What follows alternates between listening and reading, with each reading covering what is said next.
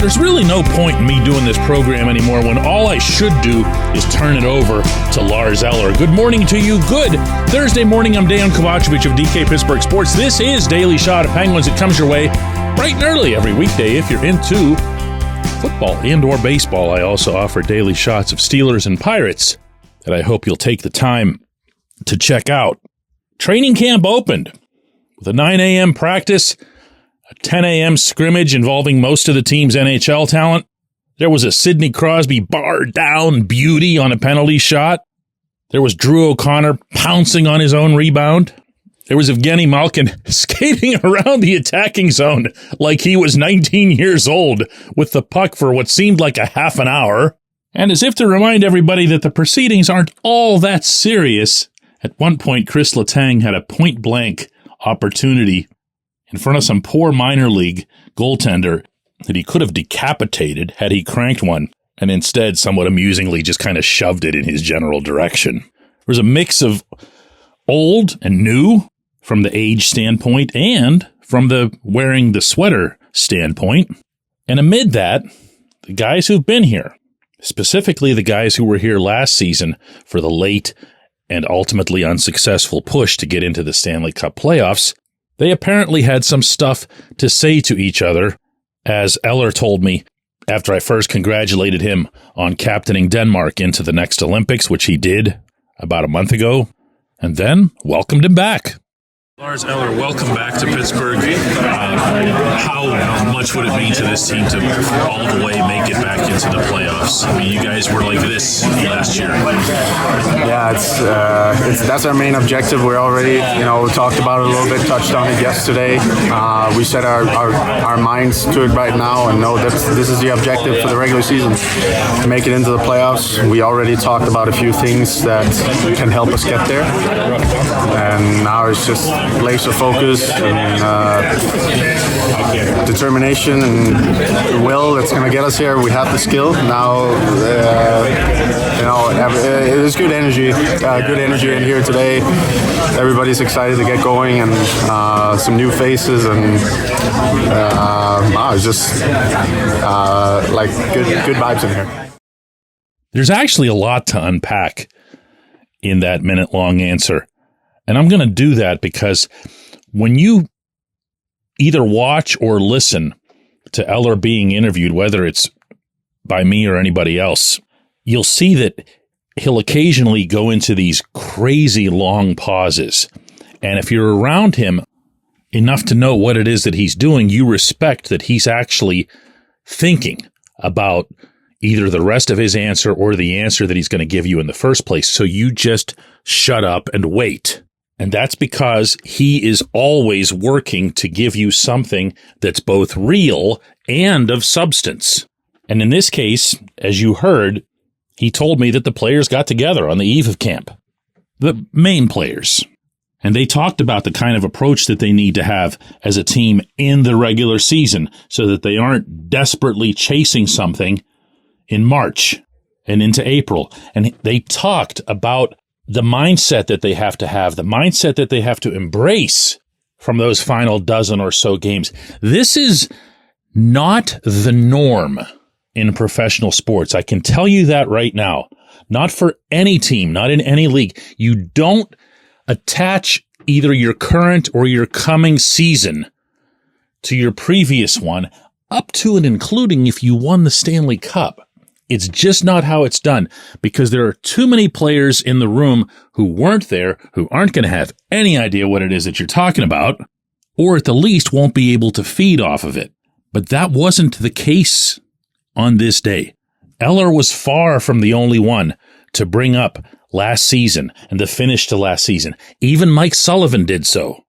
Ultimately, when you set out today, day one of training camp, the ultimate goal is to make the playoffs, to give ourselves an opportunity to compete for the Stanley Cup, which is what we're all in it for. And I think that's what drives every one of us when we get up in the morning. Having said that, I'm not sitting here in day one, thinking about making the playoffs. My whole mindset, and I'm sure you guys know this, is to stay in the moment. And, we're going to try to get better every day.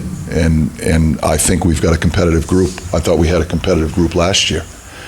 I think there's opportunities for us to improve in certain aspects of our game that might give us a better result, that give us that chance to compete for the Stanley Cup. But for me, right now, I'm sure our players, have a certain motivation because they're competitive and they're proud and they care, and so all of us feel that way. But once again, I think the most important thing is our mindset needs to be, let's just stay in the moment here, and we're not going to get ahead of ourselves. We're going to take each day as it comes, and we're going to try to put our best foot forward and see where that takes us. Good for them. And I had an idea in Elmont, New York, when the season ended, that this was going to be the case. This episode is brought to you by Bet Online, your number one source for all your summer sports needs this season, from Major League Baseball, golf, NHL, NBA playoffs. Get the latest odds and lines, including all team matchups, player props, odds on just about everything that's out there. Head to the website today or use your mobile device to get in on the action. Bet Online, where the game starts. I actually asked Sullivan after that game against the Islanders if there was something that this team could carry from that whole experience into the following season. And he said yes in the moment, which again was really not how this usually goes. But part of the reason that these guys are doing this is because of the way that they played. They took care of their own end. They were diligent. They were smart. They supported each other. They did winning things all over the rink, and then the goals just kind of happened. Now, mixing in new/young players into this might be something of an additional chore in this specific context, but when I brought that up with Chris Letang, all he did was shrug and say, they'll learn. When we come back, J1Q.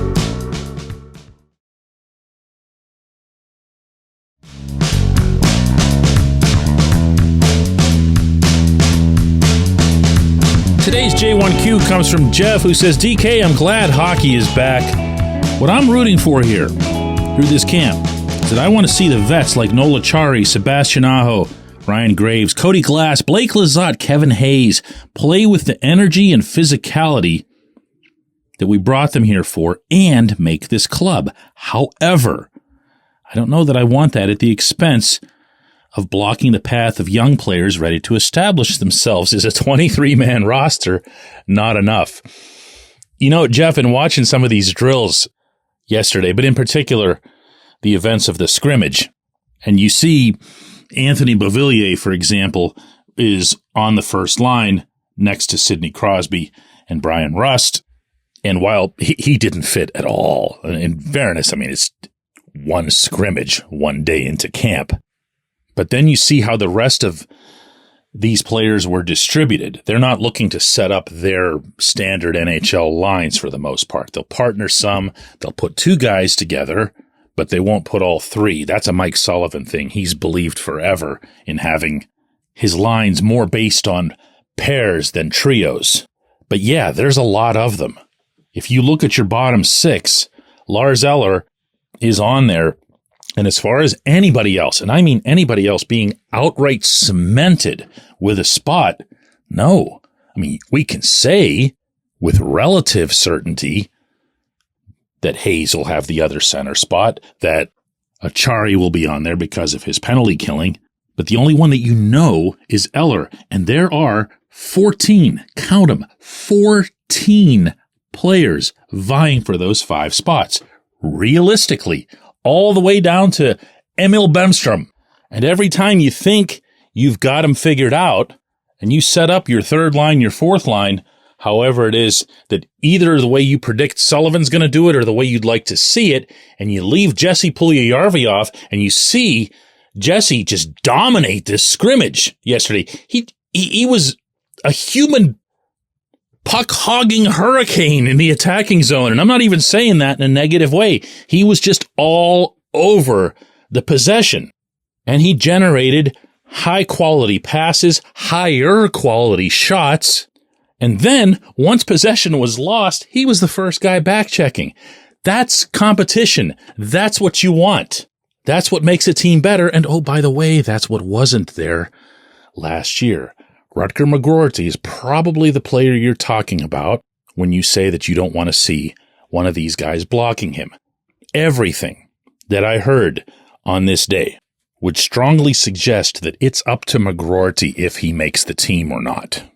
If he performs at an NHL level, he'll make it. If he doesn't, he won't. He can easily be sent to Wilkes-Barre Scranton, and if he is, it's not the end of the world. He won't be the first player to turn pro and spend some time in the minors. But he's not going to be blocked. He's not going to be blocked by any of those guys that you mentioned. When he's ready, he'll play.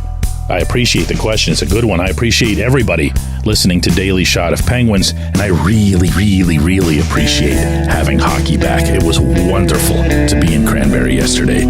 Let's do another one of these tomorrow.